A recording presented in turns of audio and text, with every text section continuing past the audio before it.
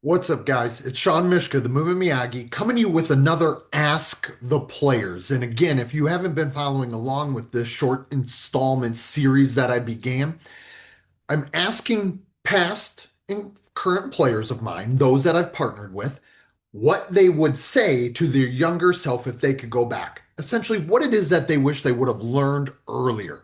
This one comes courtesy of a former National Football League player, a highly accoladed NFL running back at that, an individual who had been to Pro Bowls and had a distinct style upon the way that he solved problems in the world, particularly because of his physical gifts and the nature of how it is that he interacted with the world. He would often uh, seek physical contact or find opportunities to run past opponents, oftentimes missing other opportunities, at least so I felt, and that I tried to obviously implore him to search the environment differently for some of those opportunities to act differently, especially knowing that as an NFL running back, you're trying to do it over the long haul. And all odds are stacked against you. Everything is stacked against you. It's hard to play running back in the National Football League. Obviously, every season ends up being like dog years. And so, this was something that we often talked about, particularly at the sideline. He would seek out contact. He wouldn't go out of bounds, or he wouldn't look for a cutback angle. He would seek to lower his shoulder and run through people. So it was really interesting when I asked him the question, and I'm a little bit pleased to hear this come back from him because I constantly implored him to think about adding more tools in his toolbox. Unironically and coincidentally, he answered something similar.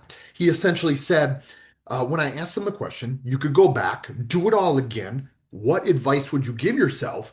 He said, not be so reliant on the strategies and solutions that were working for me, but in training and practice, and even in my earlier stages, explore and search other ways to solve those problems when I already have a resolution towards it.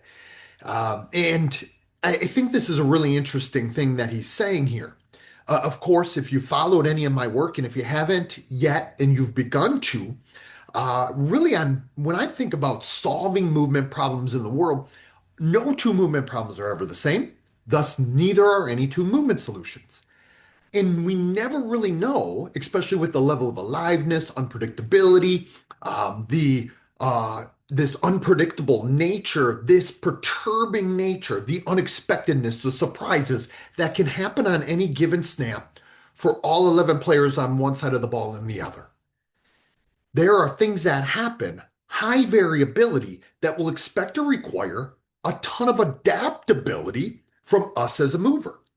But if we only have a relatively rigid or constrained or smaller skill set, even if it works at one level or another, and this is sort of what this running back is saying, I had an ability to be able to run through people. I was much more physical than them. I had more physical gifts than them, or run past them. But there were times that he should be able to juke somebody out of their jock or create and adapt with a power cut, a spin cut, a jump cut, whatever it might be. And I know he could do those things, but he would actually see every movement problem, particularly defensive backs in the open field, 1v1 in open space. He's looking to either run past them or run through them because they don't actually want to tackle him.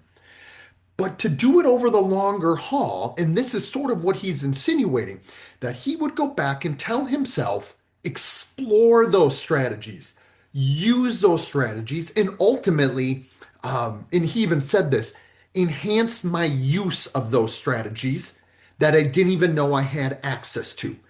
And we had a few different stints working together at periods of time, a year here, and then he'd be away or gone for a year or two and then come back.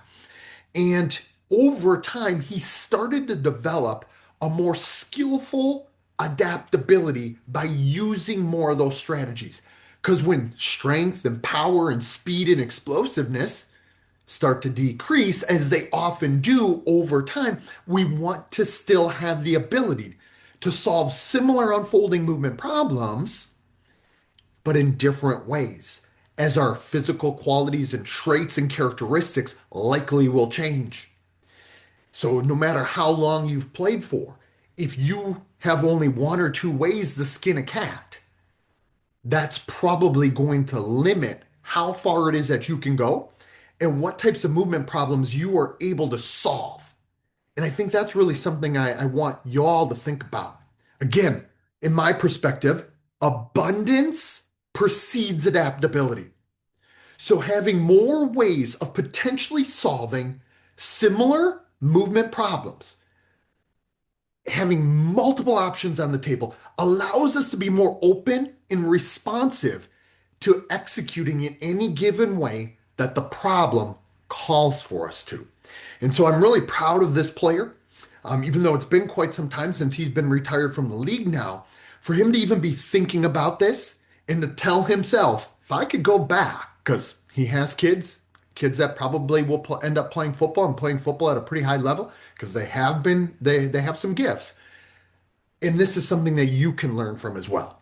So no matter what level of football you play at, developmental, high school, college, or those pro players that may even be listening to this, or even if you're a coach and you're trying to create a problem or a learning environment and problems within it, and you're trying to guide players' attention and their intentions, get them to explore more strategies and try to determine how many other ways they could potentially solve those respective movement problems. So for the Movement Miyagi, I'm Shawn Myszka. I will talk to y'all next time.